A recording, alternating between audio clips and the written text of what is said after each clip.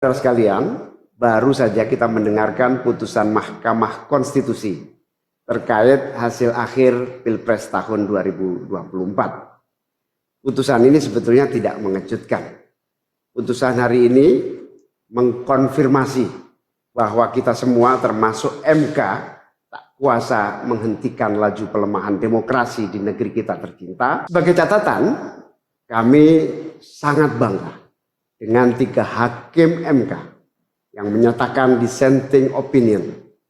Yang saya muliakan Profesor Saldi Isra, Profesor Eni Nurbaningsih, Profesor Arif Hidayat. Mereka adalah orang-orang yang mulia yang menjadi harapan bagi tegaknya konstitusi dan kembalinya marwah Mahkamah Konstitusi ke depan. Dan mereka akan menjadi catatan indah dan baik dalam sejarah kita berbangsa dan bernegara. Profesor Saldi Isra tadi mengingatkan tentang keadilan substansial, bukan sekedar keadilan prosedural.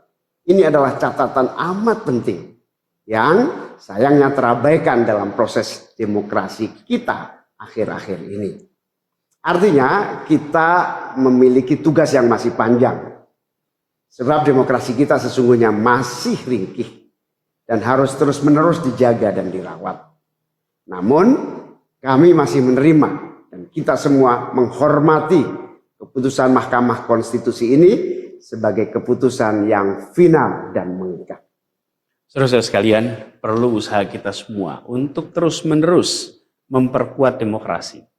Perlu sensitivitas kita semua untuk terus-menerus menjaga agar amanat reformasi tidak tergerus walaupun proses penggerusannya berjalan pelan-pelan, sedikit-sedikit yang seringkali membuat kita terlena. Kita semua sadar, kita masih harus kerja keras, harus kerja terus-menerus untuk menyadarkan publik luas bahwa institusi demokrasi yang kuat, yang berfungsi baik, itu sama pentingnya dengan institusi ekonomi yang kuat, yang berfungsi dengan baik. Keduanya, proses demokrasi, proses ekonomi, harus berjalan dengan baik, dengan efisien, efektif, dan menggunakan prinsip-prinsip yang benar. Oleh karena itu kita semua harus terus bekerja, harus terus merangkul dan memperkuat masyarakat. Agar dalam proses demokrasi masyarakat kita bisa kebal terhadap imbalan-imbalan iming-iming jangka pendek dan tahan terhadap ancaman-ancaman dan tidak ada lagi pihak-pihak yang melakukan itu pada masyarakat kita. Saudara-saudara, atas alasan ini semua kami akan terus berkomitmen terhadap gerakan perubahan dengan cita-cita jangka panjang, memperkuat pilar-pilar demokrasi serta menghadirkan keadilan dan kemakmuran bagi semua dalam kesempatan apapun yang bisa kita raih di masa yang akan datang. Cita-cita kita untuk membangun negara yang menjamin keleluasaan berbicara dan kebebasan mengkritik. Negara di mana warganya bebas memilih tanpa iming-iming imbalan sesaat dan tekanan maupun ancaman. Ini tidak akan berhenti. Kita harus terus berjuang bersama-sama.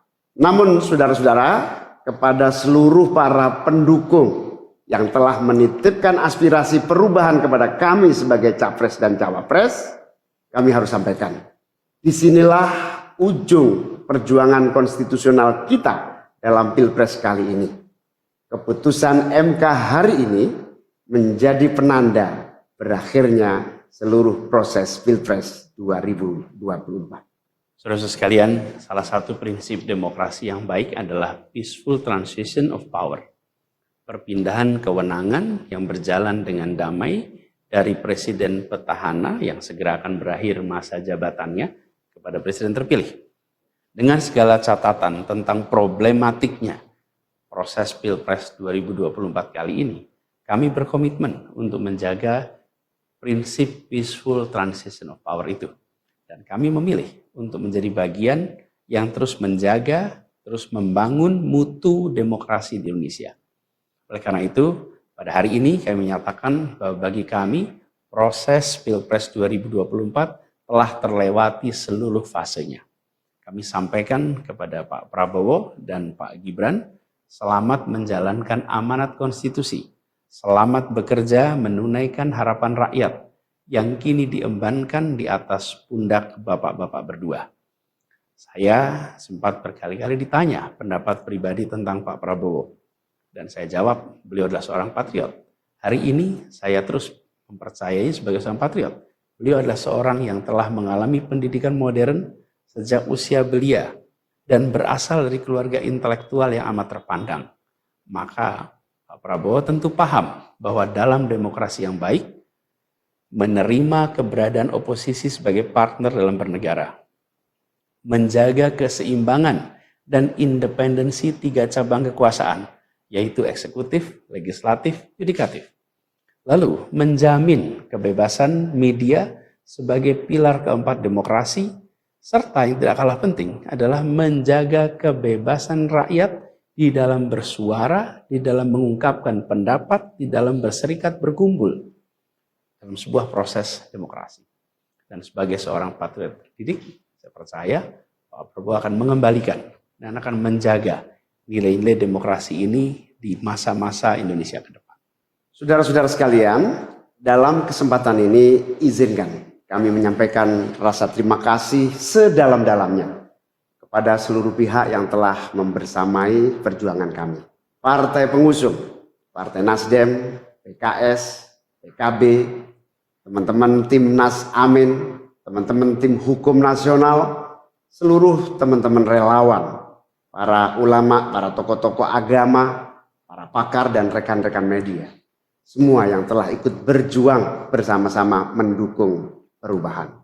Mengorbankan banyak tenaga, pikiran dan harta demi memperjuangkan aspirasi perubahan. Saya ucapkan terima kasih. Juga pada anak-anak muda yang pada Pilpres kali ini memberi warna baru, membawa pesan optimisme, pesan kreativitas, pesan inovasi, pesan kebaruan. Terima kasih telah menjadikan Pilpres kali ini Pilpres yang menyenangkan, mencerahkan. Yang tidak kalah penting adalah mencerdaskan. Kampanye yang membuat kita mendapatkan perspektif baru tentang apa arah Indonesia ke depan. Dan itu kami berpesan kepada semua, melihat proses yang terjadi. Proses politik sering nampak kotor dan berujung pada kecewaan. Tapi jangan sampai itu semua membuat kita berputus asa pada proses politik. Begitu banyak cita-cita besar yang dapat diperjuangkan melalui jalan politik. Bila saat ini kondisinya masih begitu mengecewakan, justru ini adalah tanda, ini adalah pengingat bahwa perlu semakin banyak dari kita semua yang mau berjuang di jalan politik.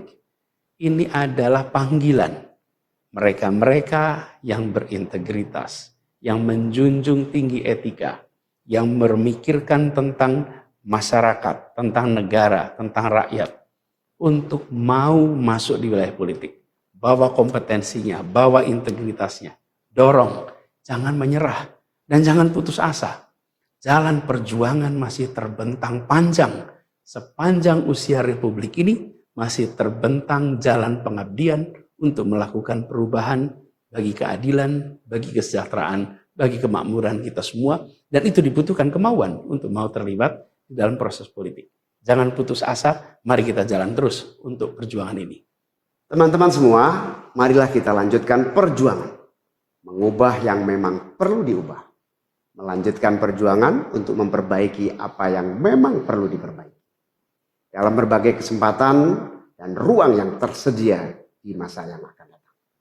Insya Allah, saya dan Mas Anies akan terus membersamai teman-teman semua di dalam memperjuangkan kebaikan dan perbaikan menuju Indonesia yang adil dan makmur untuk semua.